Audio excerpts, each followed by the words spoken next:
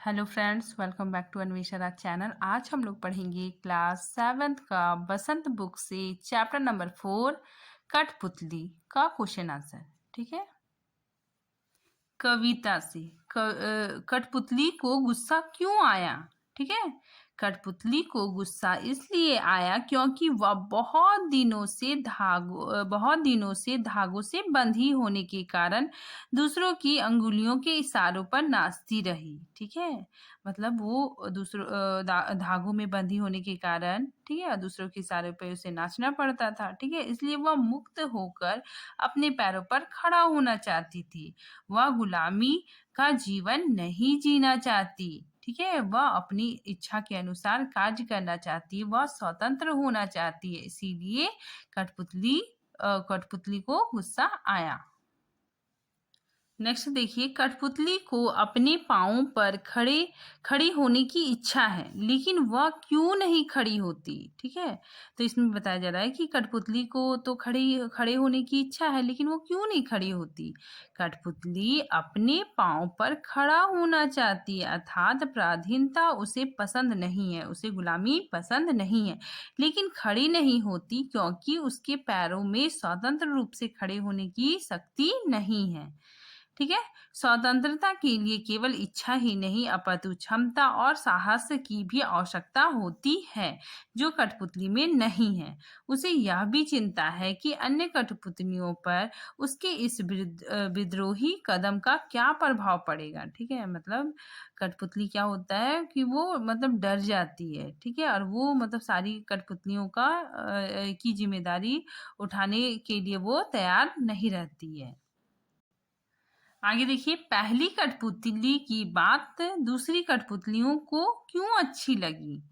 ठीक, इसका आंसर देखिए, जब पहली कठपुतली ने स्वतंत्र होने के लिए विद्रोह किया तो दूसरी कठपुतलियों को भी यह बात बहुत अच्छी और प्रेरणादायक लगी। ठीक है। क्योंकि बंधन में रहना कोई पसंद नहीं करता। ठीक है ना। मतलब बंधन में रहना किसी को भी अच्छा नहीं लगता है। ठीक है।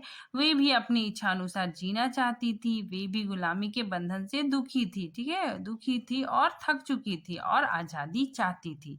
इसीलिए अन्य कठपुतली पहली कठपुतली की बातों से समर्थन थी। आगे देखिए, पहली कठपुतली ने स्वयं कहा कि ये धागे क्यों हैं मेरे पीछे आगे, इन्हें तोड़ दो, मुझे मेरे पाँवों पर छोड़ दो। तो फिर वह चिंतित क्यों हुई, ये कैसी इच्छा मेरे मन में जगी। ठीक है। यहाँ पे बताया जा रहा है कि पहले कठपुतली को तो आजाद होने का मन था। ठीक है। उसके बाद फिर सारी कठपुतलियों ने उसका समर्थन किया, तो फिर वो मतलब फिर वो पीछे क्यों हट गई। ठीक है। फिर वो क्यों सोचने लगी कि ये कैसी इच्छा मेरे मन में जागी। ठीक है। नीचे दिए गए वाक्यों की सहायता से अपने विचार व्यक्त करें। यहाँ पे जो दिया हुआ है, इन वाक्यों के माध्यम से मतलब इसका आंसर हमको लिखना है। ठीक है। देखिए, उसे दूसरी कठपुतलियों की जिम्मेदारी महसूस होने लगी। दूसरा, उसे शीघ्र स्वतंत्र होने की चिंता होने लगी। वह स्वतंत्रता की इच्छा को साकार करने और स्वतंत्रता को हमेशा बनाए रखने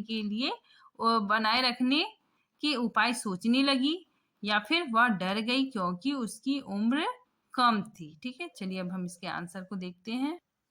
नंबर 4 का आंसर देखिए, कठपुतली अपने पाँव पर खड़ी होना चाहती है, अर्थात पराधीनता उसे पसंद नहीं, लेकिन खड़ी नहीं होती क्योंकि जब उस पर अन्य सभी कठपुतलियों की स्वतंत्रता की जिम्मेदारी आती है तो वह डर जाती है। ठीक है। उसे ऐसा लगता है कि कहीं उसका उठाया गया कदम सबको मुसीबत में ना डाल दे, और अभी उसकी उम्र भी बहुत कम है, सोच विचार का दायरा सीमित है। ठीक है। अतः उसे दूसरों की सहायता की भी जरूरत थी। ठीक है। साथ ही स्वतंत्रता प्राप्त करने के बाद उसे बनाए रखना भी तो जरूरी है। इसीलिए कथनी और करनी में अंतर होता है। ठीक है। कहना सरल होता है और करना मुश्किल होता है, जिसे कठपुतली समझ चुकी थी। ठीक है।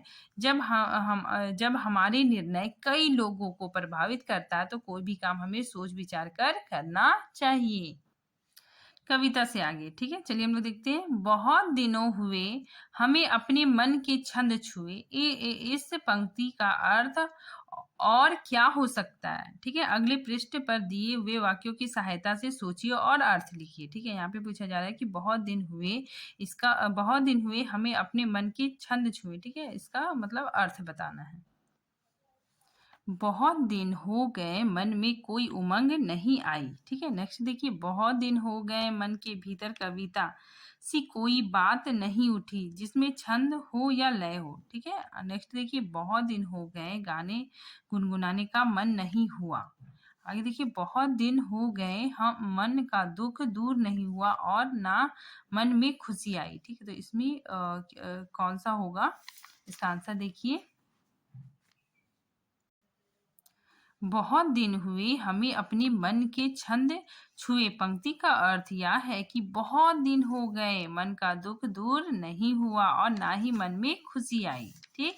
नेक्स्ट दूसरा देखिए, नीचे दो स्वतंत्रता आंदोलन के वर्ष दिए गए हैं, ठीक है। इन दोनों आंदोलनों के दो दो स्वतंत्रता सेनानियों के नाम लिखिए, ठीक है। यहाँ पे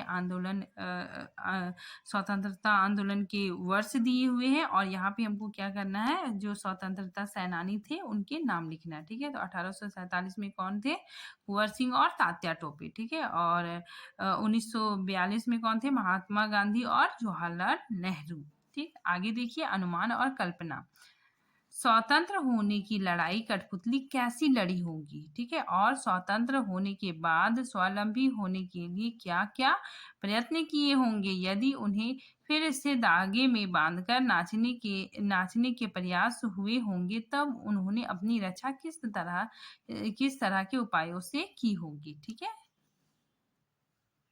इसका आंसर देखिए, स्वतंत्र होने के लिए कठपुतलियों ने पहले तो पराधीनता के खिलाफ आवाज उठाई होगी, फिर अपने धागे को तोड़ दिया होगा। यदि उन्हें फिर से धागों में बांधने के प्रयत्न किए गए होंगे तो उन्होंने धागे में बंधना स्वीकार नहीं किया होगा, ठीक है। अब हम लोग देखेंगे भाषा की बात। कई बार जब दो शब्द आपस में जुड़ते हैं तो उनके मूल रूप में परिवर्तन हो जाता है, ठीक है। मतलब जब दो शब्द आपस में मिलते हैं तो उसके जो मूल रूप में क्या हो जाता है, परिवर्तन हो जाता है। कठपुतली शब्द में भी इस प्रकार का सामान्य परिवर्तन हुआ है, ठीक है। कठपुतली शब्द में भी क्या हुआ है कि इसमें सामान्य परिवर्तन हुआ है। जब काठ और पुतली, ये काठ अलग है और ये पुतली शब्द अलग है, ठीक है। जब काठ और पुतली दो शब्द एक साथ हुए तो एक साथ जब ये मिले तो क्या बन गया, कठपुतली, ठीक है, शब्द बन गया और इसे बोलने में सरलता आ गई, ठीक है। इस प्रकार के कुछ शब्द बनाइए, ठीक है। मतलब यहाँ पे काठ दिया हुआ है तो काठ का हम कठ मानेंगे, ठीक है। और इससे हम शब्द बनाएंगे जैसे कठ गुलाब और कठ फोड़ा, ठीक है। उसी तरह यहाँ पे हाथ दिया हुआ है तो हाथ से हम क्या बनाएंगे, हथ, हथ का यूज करके हम बनाएंगे, ठीक है। सोना दिया हो तो हम सोन का यूज करके हम बनाएंगे, ठीक है। मिट्टी का मट से मतलब कोई नया शब्द बनाएंगे, ठीक है। जैसे देखिए, हाथ, हाथ से हम यहाँ पे हम लिए हथ, हथ से बना हथकड़ी, ठीक है। सोना, सोना से हम क्या ले रहे हैं, सोन, सोन से बना सोन पापड़ी, सोन पापड़ी क्या होता है, एक मिठाई होता है, ठीक है। मिट्टी, मिट्टी में क्या, मट, मट से मेरा क्या बन गया, मटका, या फिर मट से मट मैला, ठीक है। तो ये एक नया शब्द बन गया। तो अब नेक्स्ट देखिए, कविता की भाषा में लय और तालमेल बनाने के लिए प्रचलित शब्दों और वाक्यों में बदलाव होता है, ठीक है। मतलब कविता की भाषा को लय, ठीक है, लय और तालमेल बनाने के लिए प्रचलित शब्द और प्रचलित शब्द का प्रयोग किया जाता है, ठीक है। अब वाक्यों में बदलाव होता है, जैसे आगे पीछे अधिक प्रचलित है, जैसे क्या है, आगे पीछे बहुत प्रचलित है, ठीक है, शब्द की जोड़ी है। लेकिन कविता में पीछे आगे, कविता में क्या किया गया, पीछे आगे का प्रयोग हुआ है, ठीक है। यहाँ आगे का बोली, ये धागे से ध्वनि का तालमेल है। इस प्रकार के शब्दों को जोड़िए, इस प्रकार के शब्दों की जोड़ियों में आप भी परिवर्तन कीजिए, ठीक है। यहाँ पे परिवर्तन करना बोल रहा है, जैसे दुबला पतला, इधर उधर, ऊपर नीचे, ठीक, दाएं बाएं, गोरा काला और लाल पीली आदि। अब देखिए, ज्यादातर ये यूज होता है, दुबला पतला, इधर उधर, ऊपर नीचे, ठीक है, दाएं बाएं, गोरा काला और लाल पीला, ऐसे यूज होता है, ठीक है। लेकिन इसमें क्या बोला जा रहा है कि परिवर्तन करने के लिए, ठीक है। तो हम लोग क्या परिवर्तन करेंगे, जैसे पतला दुबला, ठीक है, उधर इधर, नीचे ऊपर, बाएं दाएं, ठीक है, काला गोरा और पीला पीला लाल, ठीक है। तो इस तरह हम क्या करेंगे, परिवर्तन करेंगे, ठीक है। बस इतना ही है। Thank you friends.